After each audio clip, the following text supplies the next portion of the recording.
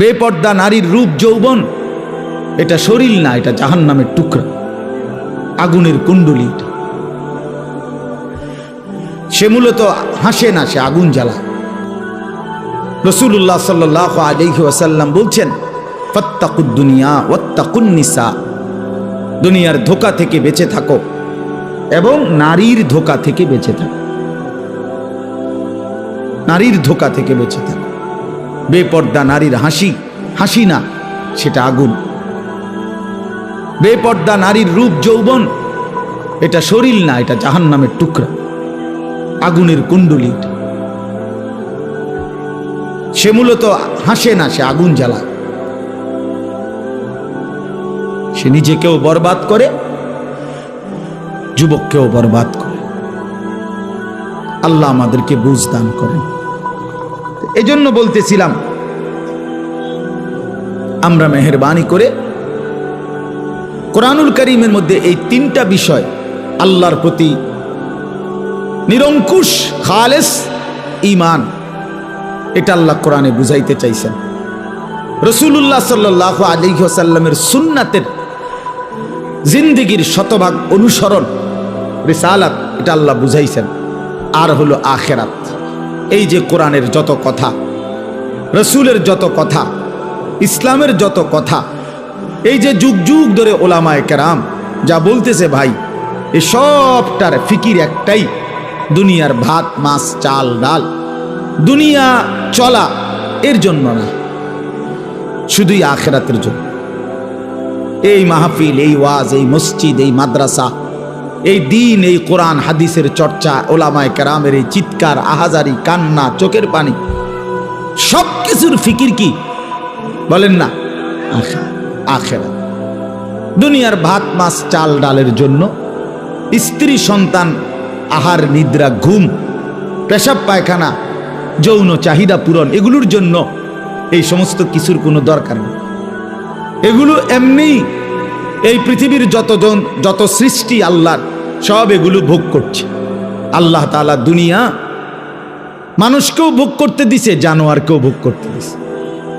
আল্লাহ তাআলা দুনিয়া ইমানদারকেও ভোগ করতে দিছে, নাফরমান, বেঈমান, নাস্তিক, মুরতাদ, যে আল্লাহকে স্বীকারই করেন, আল্লাহ বলতে কিছু নাই, দেয়ার ইজ নো গড। অসংখ্য কাফের বেঈমান এমন আছে যাদের বক্তব্য এটা, দেয়ার ইজ নো গড, ঈশ্বর বলতে কিছু নাই। আমি তো বাংলাদেশে দেখছি, একবার 4টা ছেলে, শিক্ষিত ছেলে, ওদের সাথে আমি কথা বলছি, ওরা আমারে পরিষ্কার বলছে, হুজুর আল্লাহ বলতে কিছু আছে, এটা আমরা মোটেই বিশ্বাস করি না। তাহলে আল্লাহ তাআলা তো এই বেঈমানকেও দুনিয়া ভোগ করতে দিছে না? বলেন, দিচ্ছে। তাইলে আমাদের এই সমস্ত কথাবার্তার মূল মাকসাদ, আমাদের আরেকটা জীবন আছে, আখিরাত, কবর, হাসরের ময়দান, জান্নাত জাহান্নাম, ফুলসেরাত, আমাদের মিজান বিচারের পাল্লা, আমাদের পরকাল। এক কথায় ওইটা ইয়াকিনের সাথে আমরা বিশ্বাস করি। ওয়াবিল আখিরাতি হুম ইউকিনুন, আল্লাহ বলছে তারাই মুমিন যারা আখিরাতকে ইয়াকিনের সাথে বিশ্বাস করে। হইতেও পারে অনেক হুজুর তো বলতেছে, এত হুজুর বলে, হইতেও পারে না, এটারে আখিরাতের বিশ্বাস বলে না, বরং ইয়াকিন। এই যে মনে করেন, এটা যে একটা গ্লাস আপনারা দেখতেছেন, এটা যে একটা পানির গ্লাস আপনারা দেখেন, কি এটা? পানির গ্লাস না। নিশ্চিত আপনারা? কিভাবে নিশ্চিত হলেন? কথা বলেন না। এই যে চোখে দেখা, এটা চোখে দেখা না আপনাদের? আমি আরো শিক্ষার দিয়েও যদি বলি এটা পানির গ্লাস, আপনি বলবেন অসম্ভব কথা, আপনি হুজুর হইতেন পারেন, কিন্তু এত বড় কাঁচা মিশা কথা কেমনি? ঠিক কি না বলেন? এটা তো দেখা যায়, আমনে কোনটা পানির গ্লাস। তাহলে এটা ইয়াকিন, আইনুল ইয়াকিন, এটা চোখে দেখা নিশ্চিত জ্ঞান, এটা ধারণা করলে হবে না। তো আল্লাহ তাআলা বলেন, মুমিন তাকে বলে যে আখিরাতের বিষয়ে ধারণা করলে হবে না, বরং ইয়াকিনের সাথে বিশ্বাস করতে হবে, নিশ্চিত বিশ্বাস করতে হবে। নিশ্চিত না দেখেই কবর, হাসর, মিজান, ফুলসেরাত, আখিরাত, কিয়ামত, ইসরাফিলের ফু, এই সব।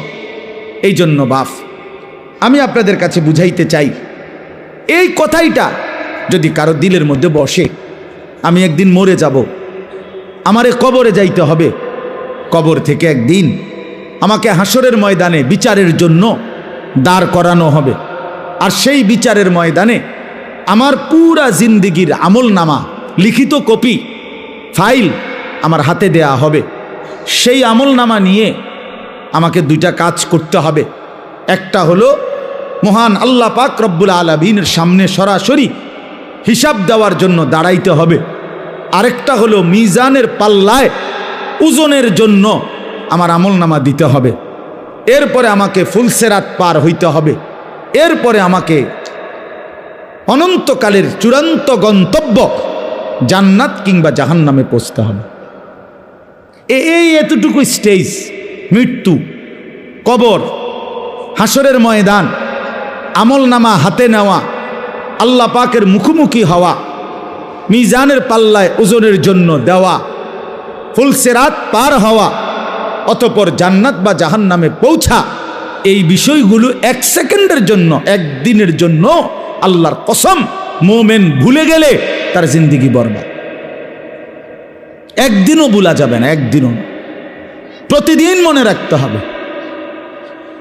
কোরআনুল কারীম আল্লাহ বলছেন, ইয়া আইয়ুহাল্লাযীনা আমানুত্তাকুল্লাহ ওয়াল তানজুর নাফসুম মা কদ্দামাত লিগাদ।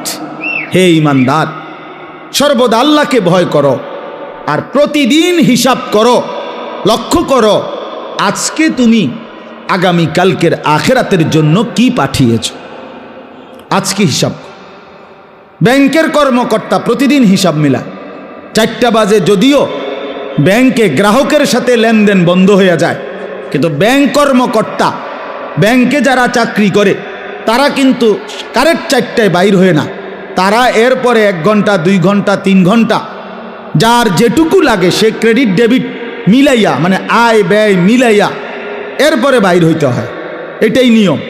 আজকের হিসাব মিলাই দিয়ে যাইতে হবে তাকে। তো আল্লাহ তাআলা বলে, বান্দা আজকের হিসাব মিলাও, আজকের হিসাব মিলাও, আগামীকাল নাও মিলতে পারে। ওমা তাদরি নাফসুম মাজা তাকসিবু গাদান। কেউ জানে না সে আগামীর মুহূর্তে কি করবে। আল্লাহ বলেন কেউ জানে না।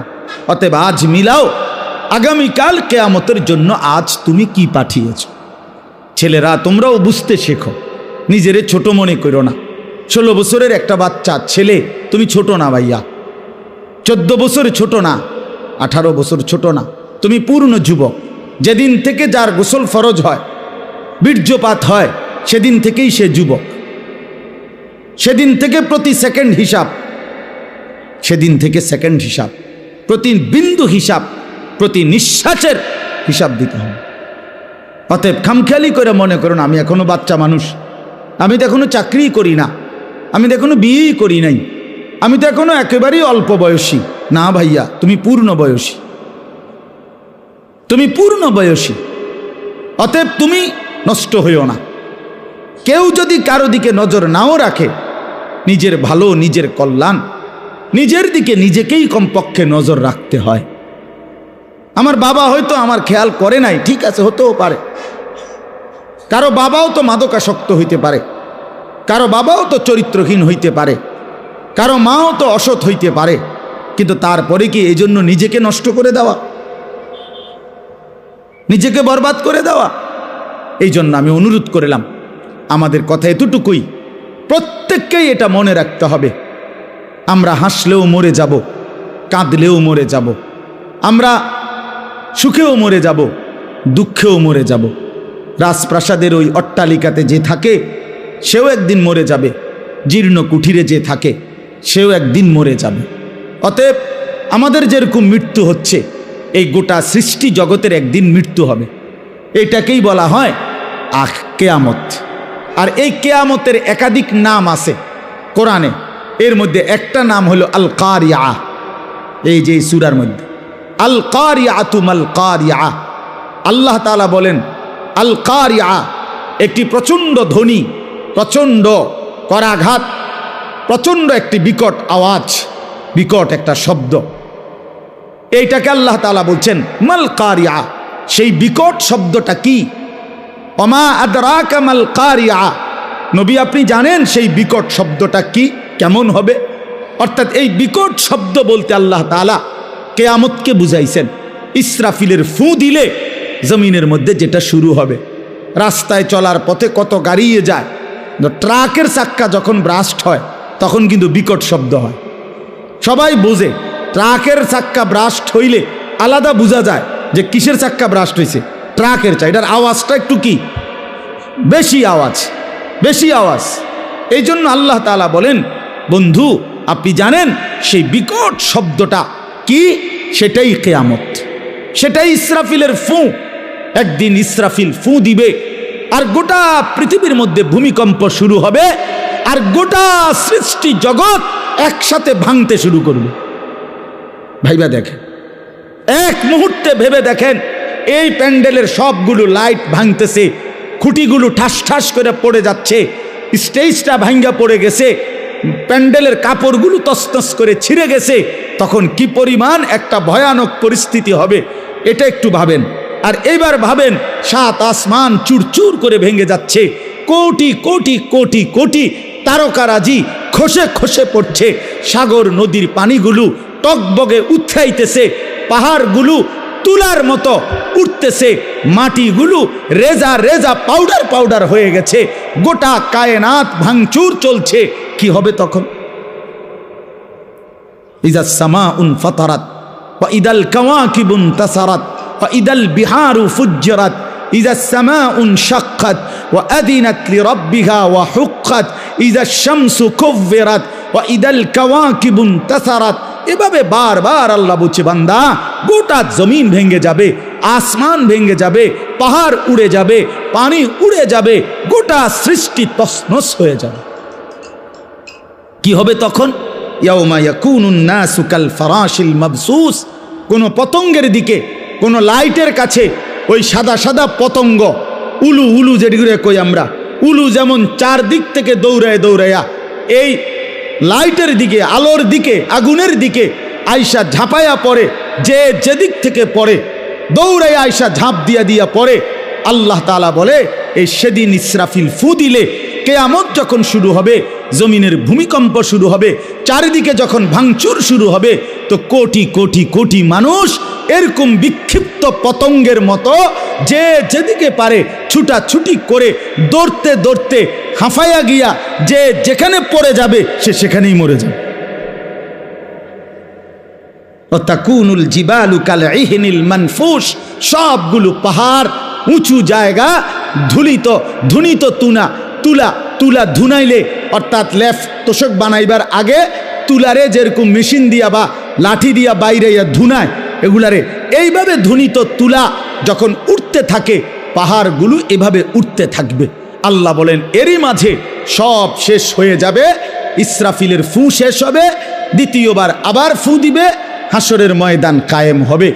আম্মা মান সাকুলাত মাওয়াজিনুহু, আর সেই হাসরের ময়দানে মিজানের পাল্লায় আমল নামা রাখলে যার নেকি ভারী হবে, গুনাহ হালকা হবে, ফাহুয়া ফি আইশাতির রাদিয়া, সে সন্তুষ্টিময় জীবন জান্নাতেই বসবাস করবে।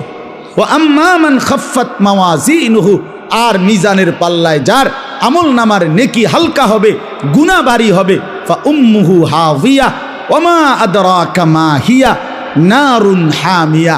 আল্লাহ তাআলা বলেন, তার ঠিকানা হবে নিকৃষ্ট জাহান্নাম, হাভিয়া নামক জাহান্নাম, যেই জাহান্নামে প্রজ্বলিত ধাউ ধাউ করে আগুন জ্বলবে। নবীজি বলছেন, তোমাদের দুনিয়ার আগুনের চাইতে 70 গুণ বেশি তীব্র গরম জাহান্নামের আগুন। সেই আগুনেই তাকে ফেলে দেওয়া হবে, সেই আগুনেই সে জ্বলে ভস্য ছাই হয়ে যাবে। বন্ধু আমার, বাপ আমার, চলেন জিন্দিগি আখেরাতের ফিকির করি। যুবক, আবারও বলি, নামাজ পড়ো, আখলাক ভালো রাখো, চরিত্রহীন হইও না, লম্পট হইও না, নারীর ফান্দে পইরো না, মোবাইলের আসক্ত হইও না। বাবাদেরকে বলি, সুদের লেনদেন, ঘুষের লেনদেন, হারামের লেনদেন ছাড়েন, চা দোকানের আড্ডা ছাড়েন, বিড়ি সিগারেটের বদভ্যাস ছাড়েন, গুনার রাস্তা ছেড়ে দিয়ে শেষ হায়াত আল্লাহর জিকির, কোরআনের তেলাওয়াত, নামাজ রোজা বন্দিগির মধ্যে কাটান। দিনকে ভালোবাসেন, মসজিদকে ভালোবাসেন, মাদ্রাসাকে ভালোবাসেন, কোরআনকে ভালোবাসেন, তালেবে এলেম ওলামায়ে কেরামের সাথেই আজীবন সম্পর্ক রাখেন। আল্লাহ আপনাদেরকে তৌফিক দেন, কবুল করেন, আমিন। জিন্দিগি কতটা দ্রুত চলে যায়। ইয়াতাকারাবুজ জামান। রাসূলুল্লাহ সাল্লাল্লাহু আলাইহি ওয়াসাল্লাম তিনি হাদিসের মধ্যে ইরশাদ করেছেন, কিয়ামতের পূর্বে সময় খুব সংক্ষিপ্ত হয়ে যাবে, করিব করিব মানে কাছাকাছি হয়ে যাবে। মনে হবে একটা বছর একটা মাসের মতো, একটা মাস একটা সপ্তাহের মতো, একটা সপ্তাহ একটা দিনের মতো, এরকমই। এই মনে করেন কয়েকদিনের পরে শুনবেন যে রমজান চলে আসছে, শুনবেন ঈদ চলে আসছে। তো এইটাও এরকম। এই তো সেদিন আমরা মসজিদে বসছি, মাদ্রাসা হচ্ছে আলহামদুলিল্লাহ, এখন 9 বছর চল। আল্লাহ তাআলা এই মাদ্রাসা ভরপুর কবুল করেন। মৌলানা মুফতি ইমরান ভাই, উনি আমার অনেক মহব্বত করে। আমি জানি যে উনি এখন আমার নাম ঘোষণা দিতে গেলে 5 মিনিট লাগাইব, অনেক কিছু কইব আমার লাগে। এই জন্য মৌলানা যাতে আমার নামটা বলতে না পারে, এই কারণে আমি ঘোষণা দিতে দেই না। মানে আমি খুতবা পড়ে বলছি ইচ্ছে করে মাইক চালুর আগে। অর্থাৎ আমি চাচ্ছিলাম আসলেই আমরা এই মাদ্রাসার সাথে আলাদা কোনো পরিচয় করে দেওয়ার কিছু নাই। বাহরুল উলুম এই মাদ্রাসার প্রথম থেকেই আমরা, আমার শায়েখ আরিফ বিল্লাহ হাকিমুন নফস আল্লামা মুফতি মুশতাকুন নবী কাসেমি, প্রথম থেকেই বলা যায় আমরা মাদ্রাসারই পরিবারের সদস্য, আলহামদুলিল্লাহ। এজন্য আমরা দোয়া করি আল্লাহ তাআলা এই মাদ্রাসাকে ভরপুর কামিয়াবি দান করেন। মুআজ্জাজ হাজিরিন, একেবারে অল্প একটু সময়, আসর নামাজের পরে মাগরিবের এই পূর্ব মুহূর্তে, এই সামান্য একটু সময়ে আমি আপনাদের সামনে কোরআনুল কারীমের একটি সূরা, ছোট্ট সূরা, 30 নম্বর পারা, 101 নম্বর সূরা, এই সূরাটি তেলাওয়াত করেছি। সূরাটির মধ্যে 11টা আয়াত, ছোট্ট ছোট্ট আয়াত, এই যে মাত্র পড়লাম, শুনলেন আপনারা। এই সূরার তরজমা এবং সামান্য কিছু কথা আমরা এই সূরার আলোকে আরজ করতে চাই ইনশাআল্লাহ। উপযুক্ত লম্বা বয়ান, এই মাহফিলে অনেক বুজুর্গ ওলামায়ে কেরাম আসবেন, বয়ান করবেন।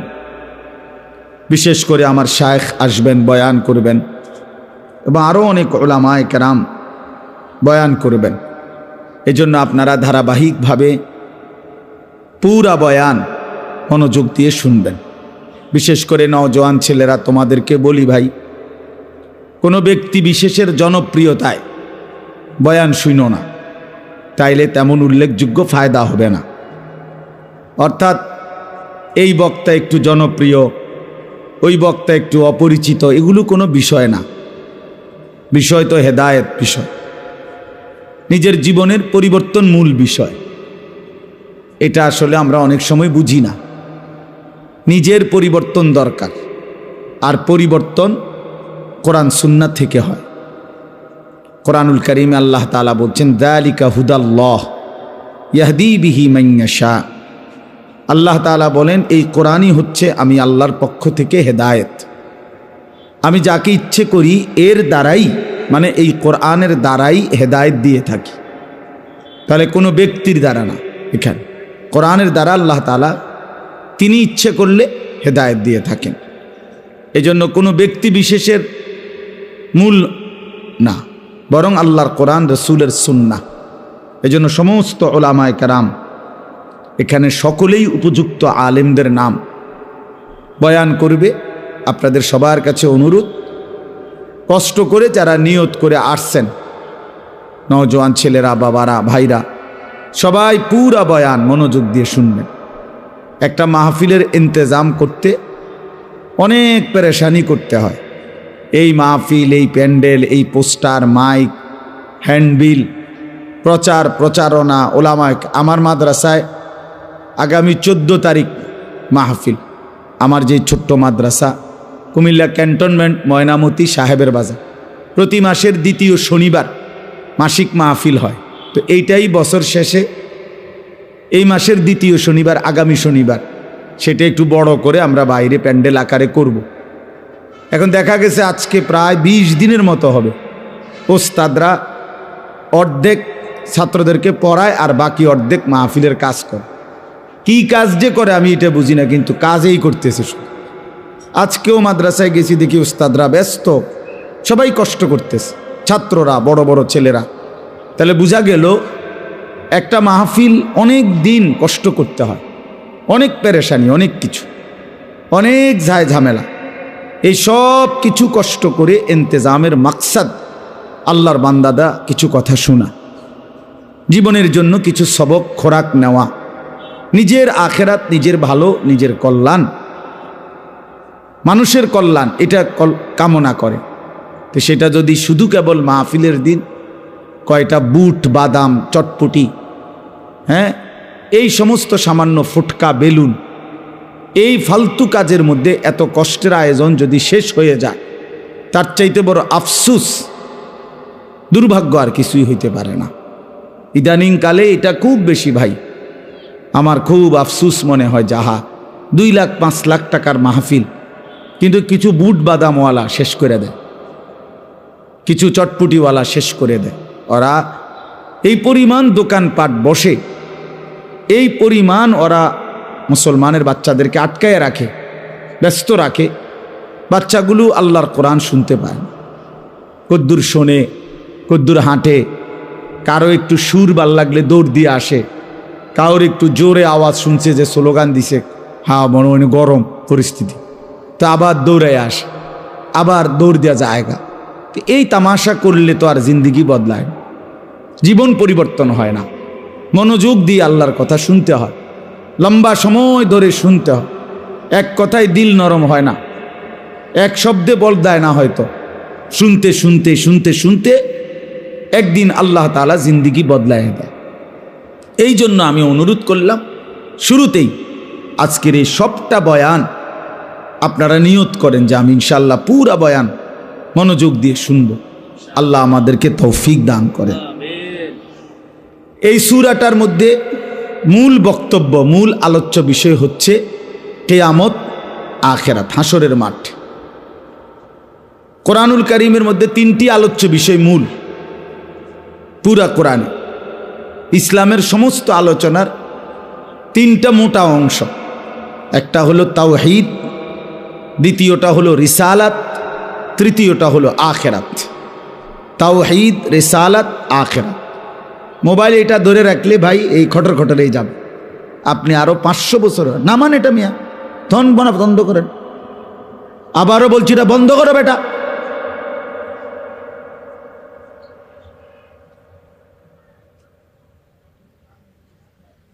যতক্ষণ মোবাইল হাতে ধরা থাকে অতক্ষণ এই মানুষটার ফিকির এটার ভিতরেই থাকে। এক বিন্দু, একটা শব্দ সে কিছু বোঝে না,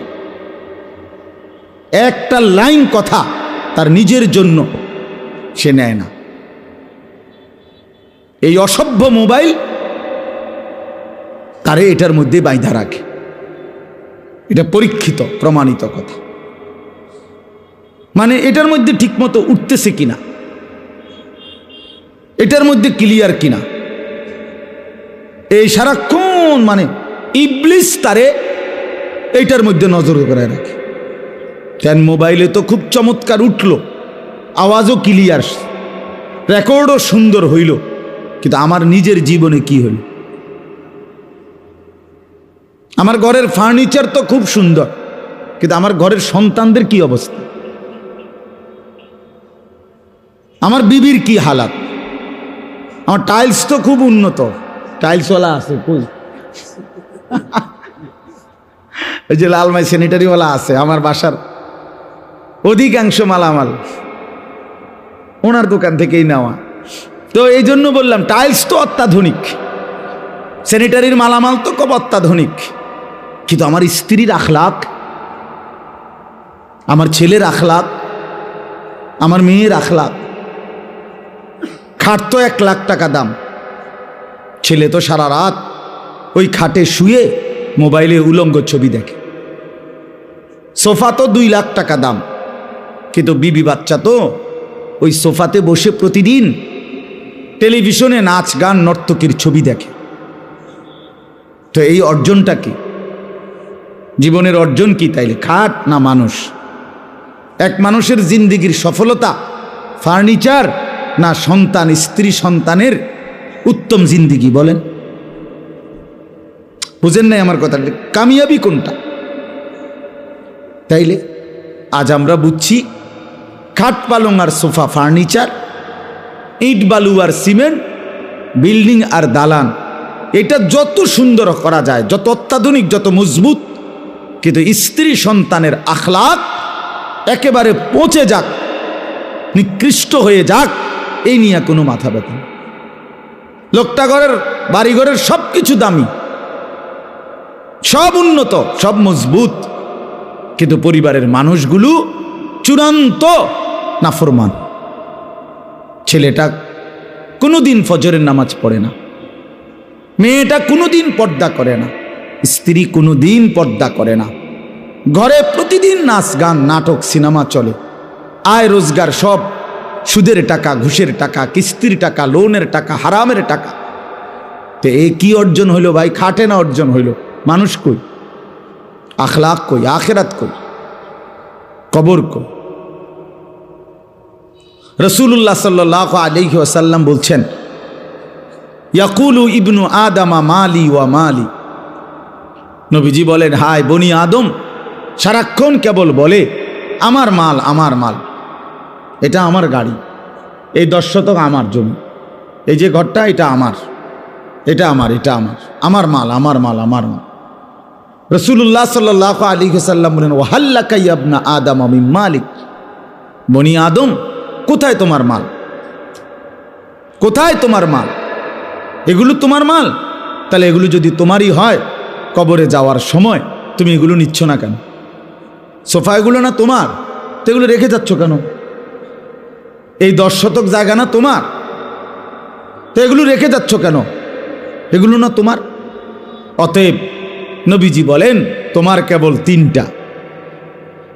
কয়টা? 3টা তোমার, 3টা জিনিস কেবল তোমার।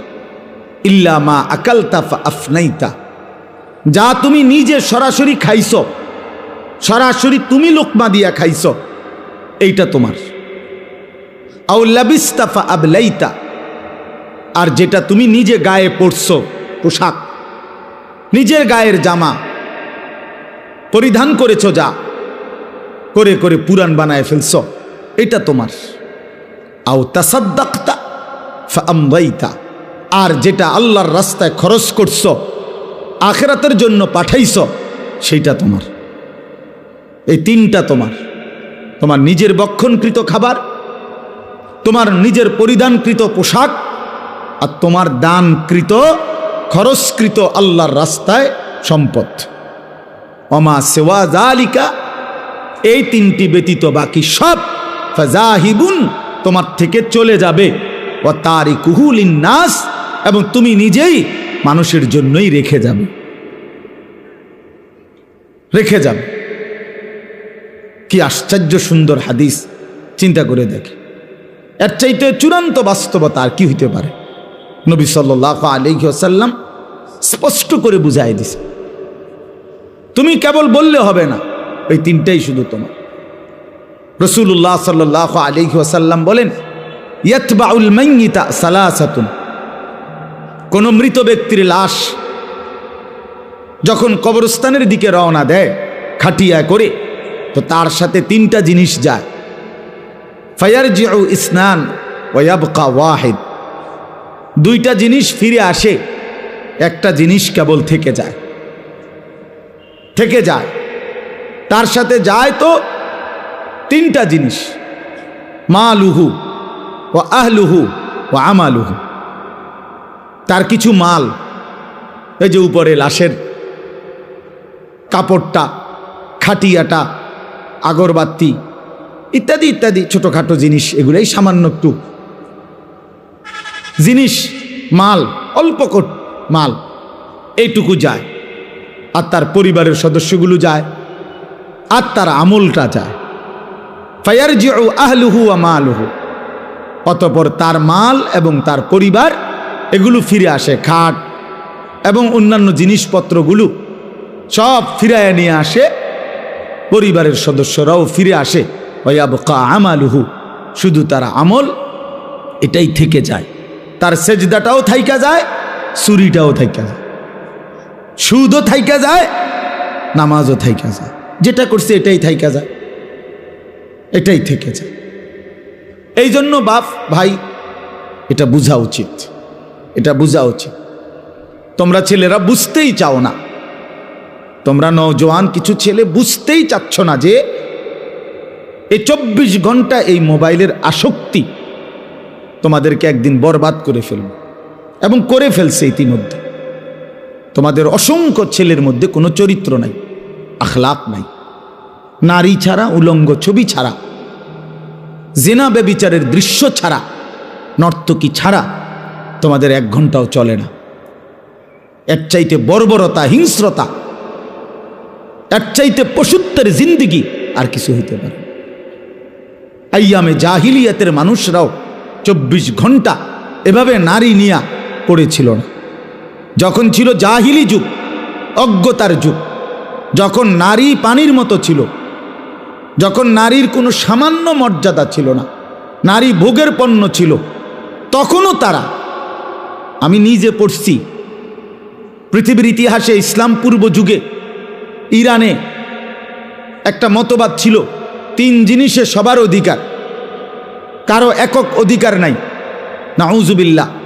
1 নাম্বার হলো আগুন, 2 নাম্বার হলো পানি, 3 নাম্বার হলো নারী।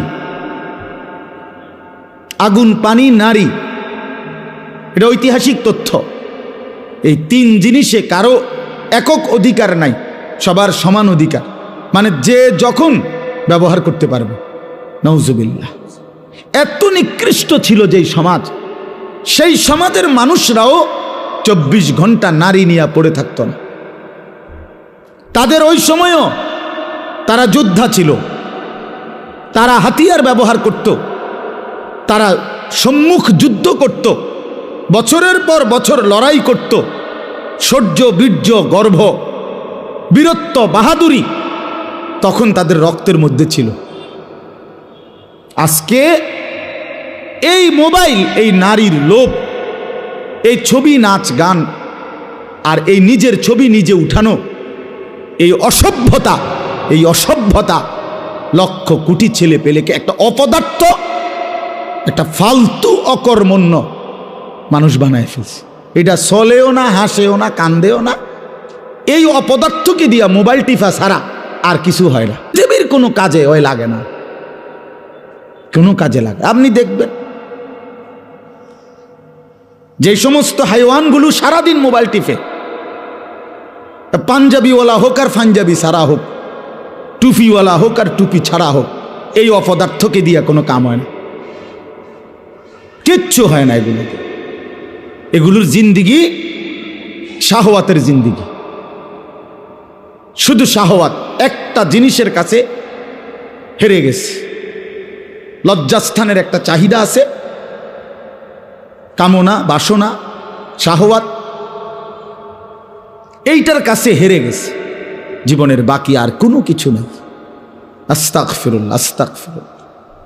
ভাই আমার, বন্ধু আমার, এটা সুস্থ স্বাভাবিক মানুষের জীবন নয়।